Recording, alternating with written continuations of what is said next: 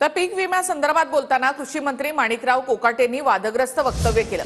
भिकारी सुद्धा 1 रुपया घेत नाही, आम्ही पीक विमा दिला असं विधान कोकाटेंनी केलं। दरम्यान त्यांच्या या विधानानंतर चांगलाच वाद निर्माण झाला। कृषी मंत्री माणिकराव कोकाटे यांनी पीक विम्यासंदर्भात बोलताना एक वादग्रस्त विधान केले।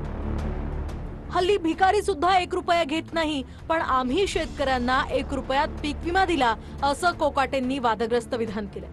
तुम्ही मला साधा कसं सांगा, भिकारी सुद्धा 1 रुपया घेत नाही हो, आणि आम्ही 1 रुपयावर विमा देतो गव्हर्नमेंट, त्याचा गैरफायदा लोकांनी घेण्याचा प्रयत्न केला। कृषी मंत्रीच शेतकऱ्यांविषयी अशा पद्धतीने भिकाऱ्याची उपमा शेतकऱ्याला देतो, ज्या शेतकऱ्याला आपण अन्नदाता म्हणतो, या शेतकऱ्याला जर अशा पद्धतीने 1 रुपया देतो तर हे उपकार करत नाही सरकार 1 रुपयात विमा देतात।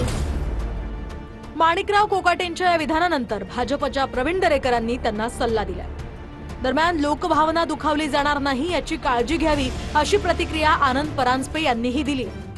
नाही, मला वाटतं त्यांच्यासारख्या जबाबदार मंत्र्यानं बोलताना एकतर कृषी खाते शेतकऱ्यांशी संबंधित आहे, शेतकरी अन्नधान्य पिकवतो म्हणून आज आपण त्या ठिकाणी खातो, शेतकऱ्यांचा सन्मानच त्या ठिकाणी झाला पाहिजे, जपलं पाहिजे, आदरातिथ्य झालं पाहिजे।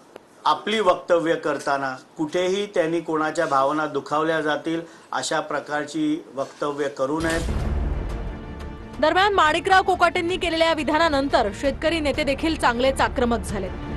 अरे मी तसं बोललोच नाही, तुम्ही चुकीचं दाखवताय।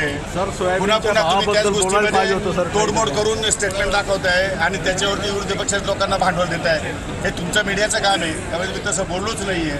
मी जे बोलायचं ते मी आता त्याचा खुलासा केला आहे, तुम्ही त्याच्यावर घ्या। दानवे म्हणाले की शेतकऱ्यांचेच ते पैसे मी बोललेलो नाही, त्याच्यामुळे ते शेतकऱ्याचे कामाचे पैसे का नाही हे कुणी सांगण्याची आम्हाला आवश्यकता नाही। आम्हाला कळतं शेतकऱ्याचे पैसे आहे की नाही कामाचे, आम्हाला माहिती आहे ते। त्यामुळे तुम्ही तोडमोड करून या ठिकाणी दाखवू नका। या संदर्भात माझा उद्देश वेगळा होता।